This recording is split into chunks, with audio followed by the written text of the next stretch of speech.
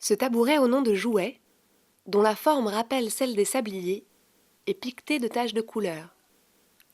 Mais ces motifs ne sont pas seulement esthétiques, ils racontent l'histoire de leur matière. Et en Afrique, celle du plastique évoque des déchets dont on ne sait plus que faire, des conséquences graves sur l'environnement, mais aussi l'éveil de certaines consciences et des initiatives à encourager. Les tabourets yo-yo font partie d'une gamme de produits en plastique recyclés par la société Transtech Industrie.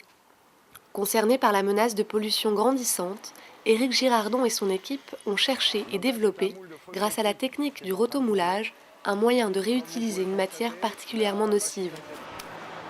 C'est-à-dire qu'au Sénégal, la problématique des déchets plastiques est énorme, cause des dommages visuels, cause des dommages au niveau de la santé, cause des dommages au niveau de la mortalité du cheptel. Et donc c'était un peu un défi personnel de trouver un mécanisme qui permette de les utiliser tout en ayant des bases économiques saines. C'est-à-dire que les ramasseurs y trouvent leur compte et que notre société y trouve son compte et que l'utilisateur y trouve son compte en payant des produits moins chers.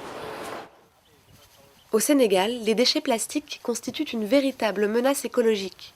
À l'origine du problème, une grande consommation, surtout dans le commerce où chaque monodose est emballée dans un film plastique.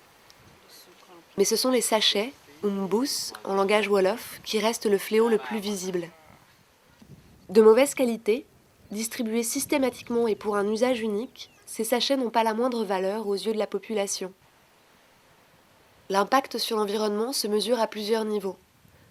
Premièrement par l'invasion des paysages, les déchets s'entassent dans les rues, s'accrochent aux arbres et à n'importe quel obstacle rencontré. Mais les conséquences de cette dégradation dépassent les nuisances esthétiques. En s'accumulant, les sachets plastiques imperméabilisent les sols et contribuent à leur appauvrissement. Ils intoxiquent et tuent les animaux qui ingèrent cette drôle de nourriture trouvée en abondance. L'océan est lui aussi touché. Flottant à la surface ou dans les fonds, le plastique menace la faune et la flore marine. Ça aussi, c'est des sachets en plastique qui ont été mêlés à la mer. C'est un signal, en tout cas, qui est fort pour dire que la mer est menacée d'être pulvérisée. Malgré le manque de sensibilisation de la population au péril plastique et une production qui ne ralentit pas, plusieurs initiatives sont prises afin de le recycler. La décharge de Mbebes, par exemple, s'est organisée avec le concours de l'ONG ENDA afin de trier et collecter les différents déchets. Mais si la volonté de Transtech Industrie est de pouvoir éviter la case décharge en récupérant le plastique à la source, elle contribue au financement de la collecte et à la création d'emplois en achetant sa matière à des récupérateurs autonomes ou à des centres de recyclage. Le groupement de promotion féminine basé à Thiès est un de ses fournisseurs. Les femmes achètent le plastique aux habitants, le trient, le traitent et le revendent aux industries. Il y a la population qui vient nous vendre les plastiques, ils le récupèrent et puis ils viennent nous vendre ça ici. Quand la personne vient, on pèse tout ce qui est de plastique pour lui et puis on le multiplie par 25 francs le kilo. On le paye, on met sur les hangars, on a des hangars pour stockage ici. Mais on fait le triage d'abord.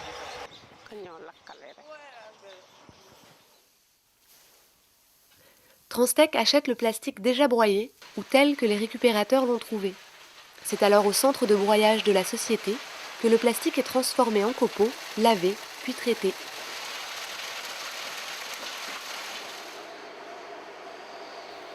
En véritable alchimiste, Éric Girardon formule différents mélanges afin de trouver l'équilibre adéquat à chaque nouvelle application. Pour réaliser les tabourets, 25 à 30% de matières premières neuves sont ajoutées au plastique recyclé. Le paradoxe, par exemple, c'est s'il y a trop de polyéthylène haute densité et pas assez de sacs plastiques, on aura un produit cassant. Il faut qu'il y ait un bon 30-40% de sacs plastiques dedans, qui va assouplir et qui va mieux fondre. Des moules creux, composés de 3 pièces, sont fabriqués sur place. Ils sont huilés et assemblés sur le cadre gyroscopique.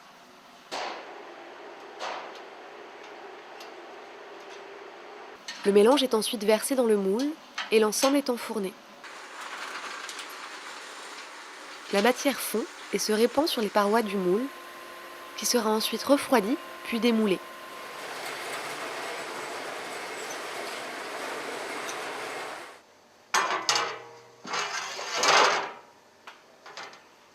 C'est ainsi qu'on obtient un tabouret extrêmement résistant qui supporte tous les poids et peut s'utiliser sans risque d'usure à l'extérieur. Mais c'est surtout ainsi qu'un tabouret, composé de bassines, de bidons et de sachets plastiques, participe à créer des emplois et à nettoyer l'environnement.